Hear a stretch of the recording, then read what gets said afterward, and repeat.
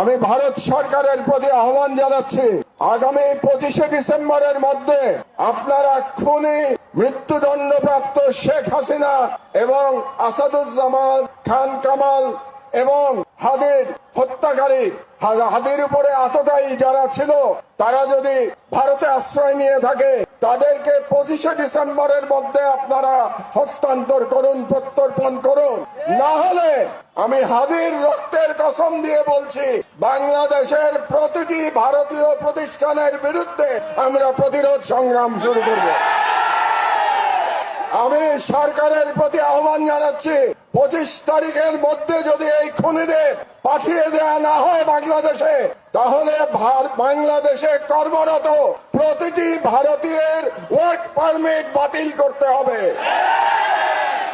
আমি জনগণের উদ্দেশ্যে বলতে চাই, এই অথর্ব স্বরাষ্ট্র মন্ত্রণালয় দিয়ে আমাদের নিরাপত্তা পাওয়া যাবে না।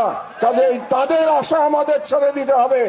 কাজেই জনগণের প্রতি আমি আহ্বান জানাচ্ছি, প্রতিটি ওয়ার্ডে আপনারা আইন শৃঙ্খলা কমিটি গঠন করুন।